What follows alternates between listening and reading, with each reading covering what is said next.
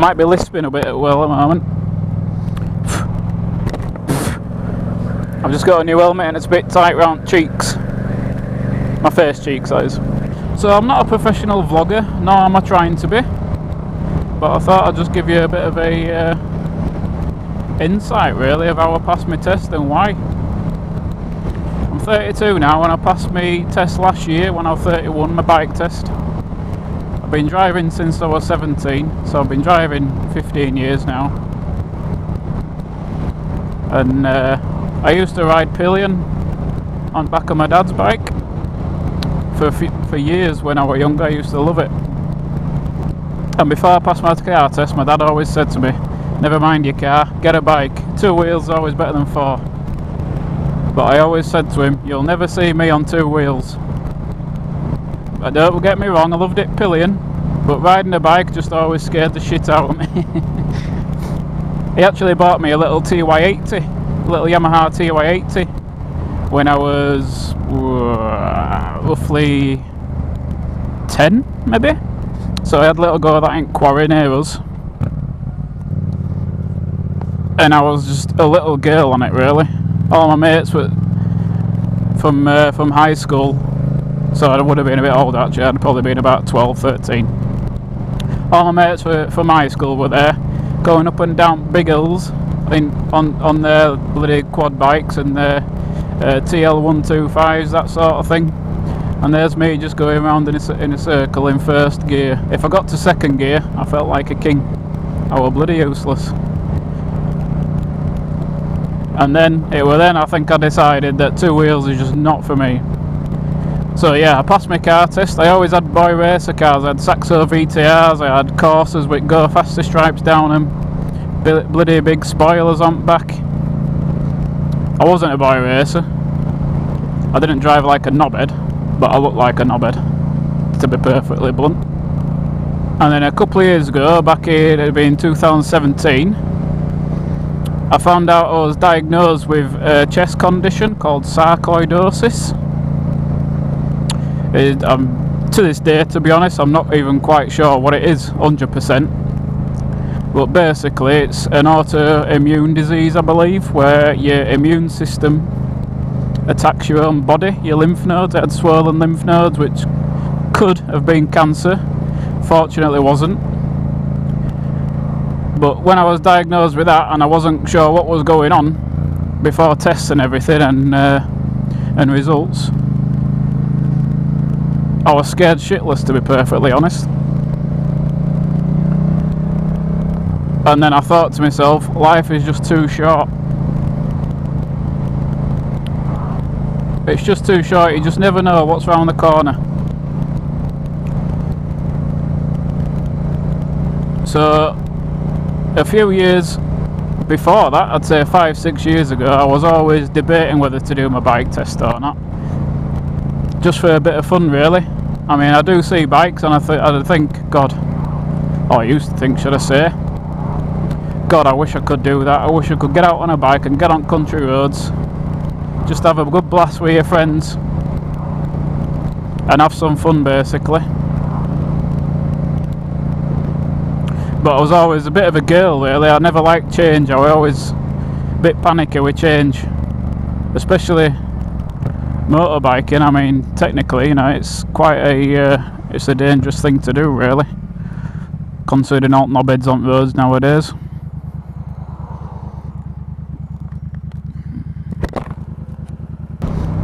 So yeah, so when I was diagnosed with that sarcoidosis, like I say, I thought life's too short. I thought, you know what, I might not be here next week, tomorrow, next year. So I thought, bugger it. So being a gardener, I had winter off work in 2017? Yeah, it would have been 2017. I did a lot of research, a lot of YouTube videos. Get a bit of research really, what it's like riding, what it's like learning, passing your test, having to do your CBT, obviously theory test, but I knew about that because I'd already done that for my car test back in 15 years ago. So in December 2017 I decided to book my CBT. I did it First time I did it actually was, I'd guess, around the 15th of December 2017 maybe. Well, looking forward to it for ages, thought, can't believe I'm finally doing it. And I'd learnt on a YBR 125. I literally got on the bike, I went round in a parking lot. I'd say the second time on the way round, I panic braked, which I'd seen so many YouTube videos not to do, but it was just the human instinct. I panic braked, front and back, front end dived, even though I wasn't going that fast, the front end dived, and I just went flying. I fell off the bike. I didn't injure myself, fortunately, just my pride more than anything, but I fell off the bike, I snapped the clutch lever, and that was it. My CBT was over with. It didn't have a spare clutch lever, so after all that excitement of waiting and waiting to do it, after I'd say probably not even 5 minutes on the bike, it was over with. I had to wait another about 10 days to do my test, maybe 8 or 9 days to do my CBT again. Longest 8 or 9 days of my life. So I believe, if I remember rightly, I went in for my CBT about 4 days before Christmas, maybe about the 21st of December 2017. And I actually did really well. I went round a couple of times without dropping it and without falling off. And I thought, hell yeah, I can do this. Got a bit of confidence up. Just past the gate. Whee!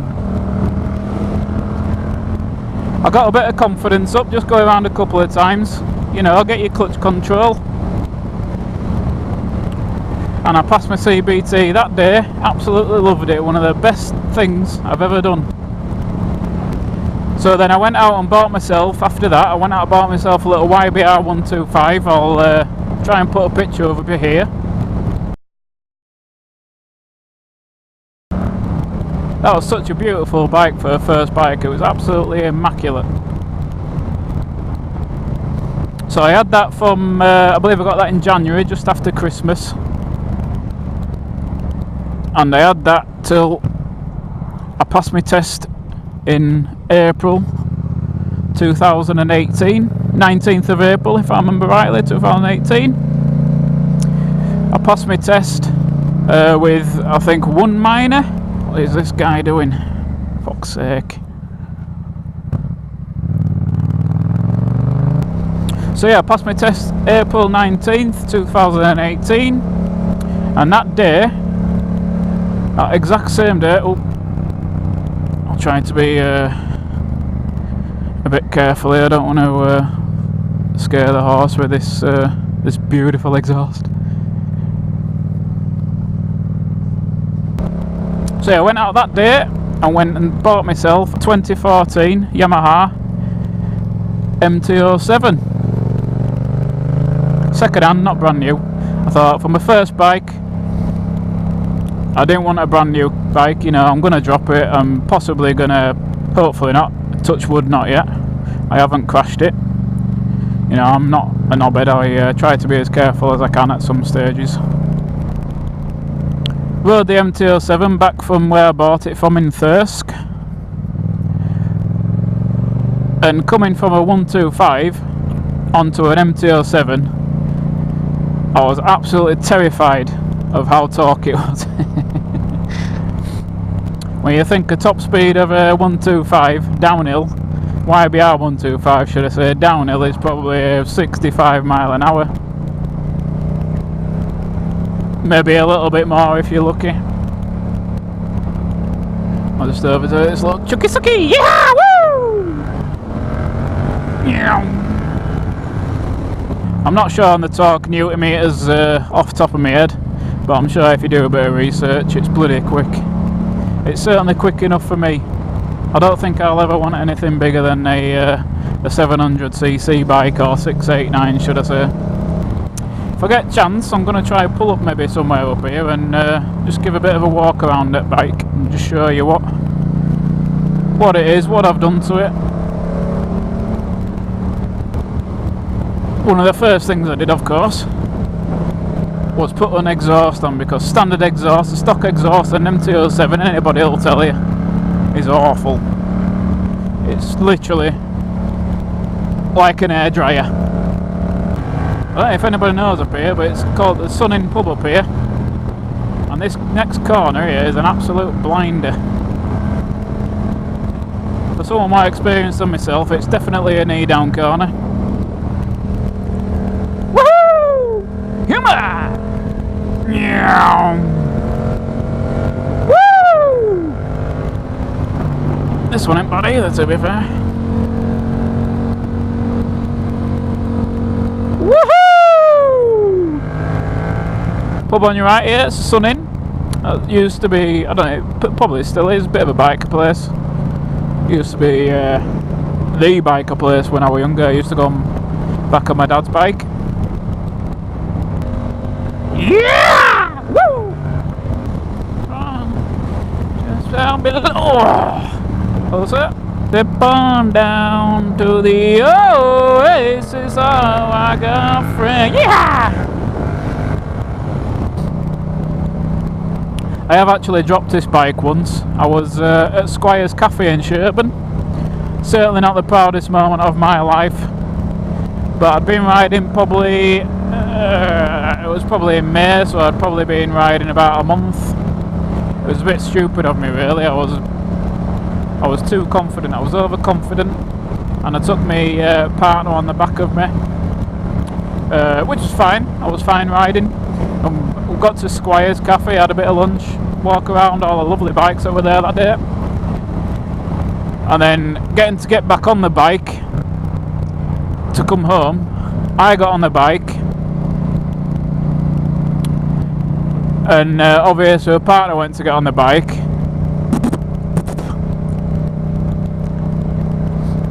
But I didn't put the kickstand down, which they all say, everybody says, when a pillion gets on, put the kickstand down. I didn't do that, and I didn't hold the front brake either. So when she stood on the left peg to get on the back of the bike just rolled forward just slightly, and I felt it going, and I thought, the first thing I thought was bollocks, not in front of 1,000 bikers, please. But 3 seconds later the bike was on the deck, trying to keep it up. Obviously I opened the throttle by mistake, revving the arse of it, which probably attracted everybody's attention in the biker cafe, and you just heard complete silence. Everybody stared at me and probably thought what a complete dickhead, which is exactly what I thought about myself. I tried to get it up as soon as possible, as quick as possible. Luckily there was a nice guy just next to where it happened and went and gave me a hand getting it back up and asked me if I was alright and everything.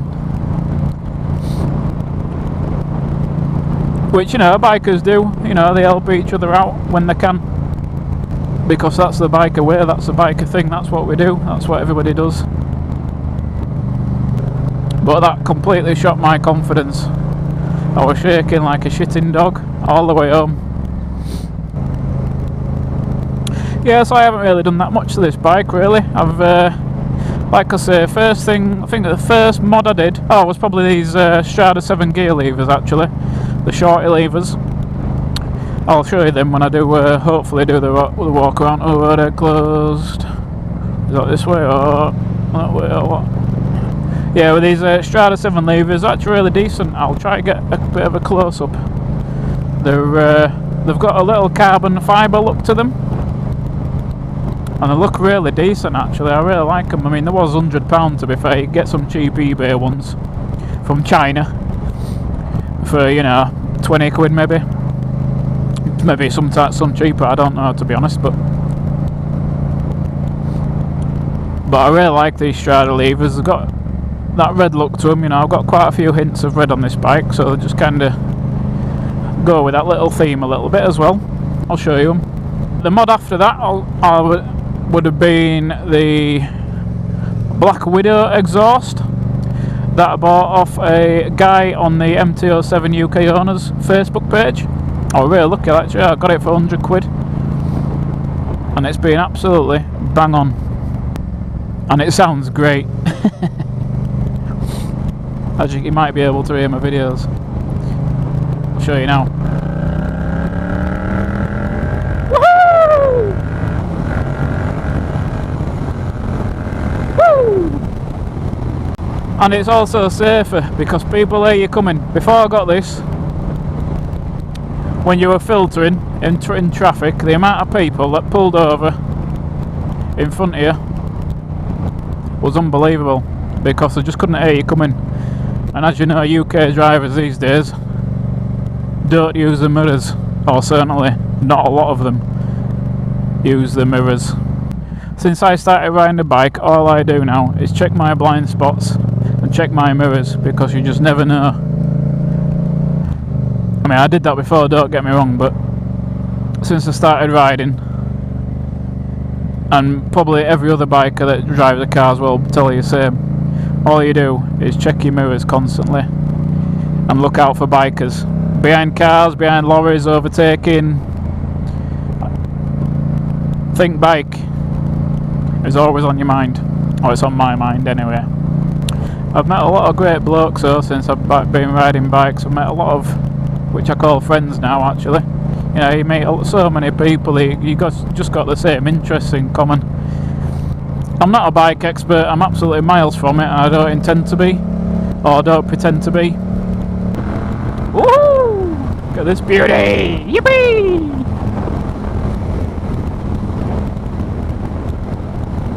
Woohoo!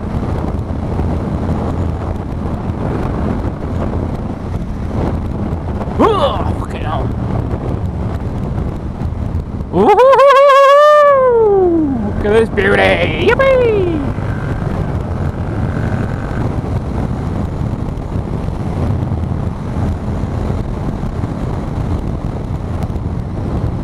I'll see if there's somewhere to stop down here.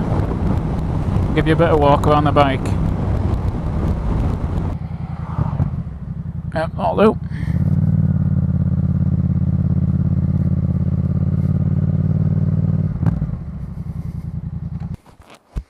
Well, there it is. I hope you can see that okay.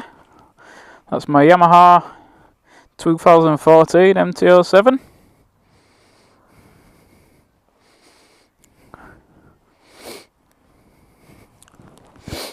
Just make it look like I'm doing something so this idiot doesn't think I'm just being a dick.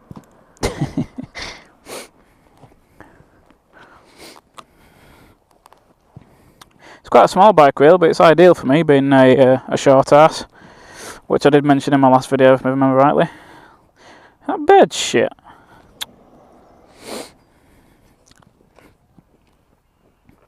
Check that ass.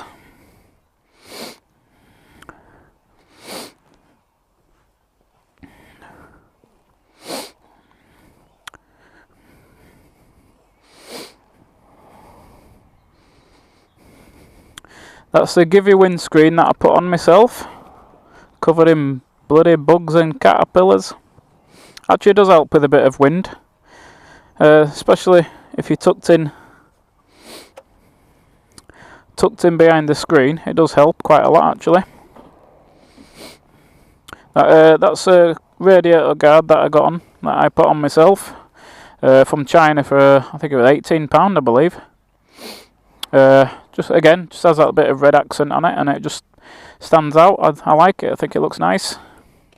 There are the Strada 7 levers I was talking about. I don't know if you can see that. I hope you can.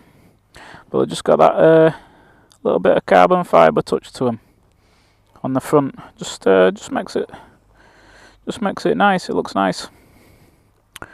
Got the MT07 custom brake reservoir. That was already on actually when I bought the bike.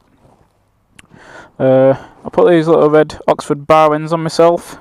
It's quite tight getting in and out my shed, getting the bike in and out, so I put the flat bar ends on.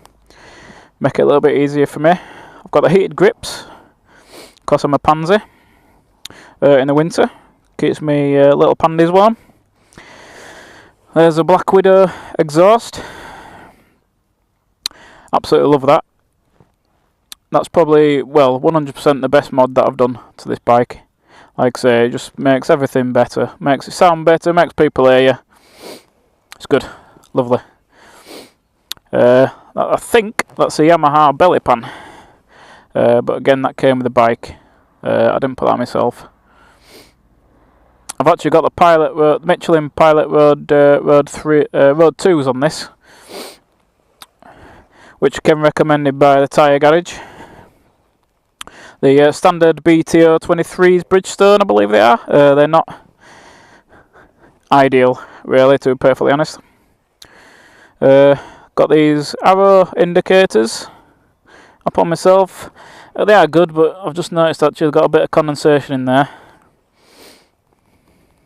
But I mean, they have been ideal for me. When I bought the bike, the indicators, you might be able to see that actually, but there's some LED strips in there. The indicators are actually in there. But nobody can see them when you was indicating, which was really dangerous. It was the same at the front. Nobody could see you indicating, nobody could see what you were doing, where you were going. So I got rid of them and put some arrow indicators on, LED, so they're really bright. Look quite good actually. I'll just give you a bit of a show of them.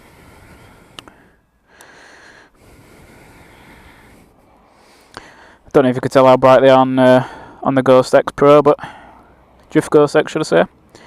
But they are bright. People can easily see where you're going and what you're doing, which is perfect on a motorcycle, as most of you all know. I've just recently, just turn them off. I've just recently put the R&G crash protectors on the swing arm protectors on. I didn't expect much actually, but they actually tied the rear up pretty well. They look quite nice actually. Just need some for the front now. What else have I done? I've got the custom radiator guards, as you can see here, the same reservoir guard, but that actually came with the bike, and I actually quite like them. Again, little red accent, just make it stand out that little bit. What else have I done? I think that's about it for the mods.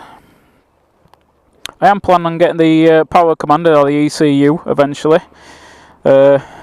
just to smooth the throttle out a little bit. But no rush for that, sometime down the line maybe. So, well, hope that's okay. I hope you enjoyed that. Again, I'm not a professional vlogger, and I don't expect to be. I don't pretend to be. Just thought I'd give you a little show around and show people what the Yamaha MT07 looks like. I'm sure most of you know, but I've seen a lot of different Yamaha MT07s. Like them all, but some stand out better than others. Personally, absolutely love this bike. I wouldn't change it for anything at the moment. Being a short arse like me, it's just ideal. Just reach the floor easily. It's lightweight, easy to manoeuvre around. It's just perfect. I'll give you a start of that Black Widow actually before I drive off. I've got music in my left ear. I can't tell if you can hear me or not. I was loud on speaking.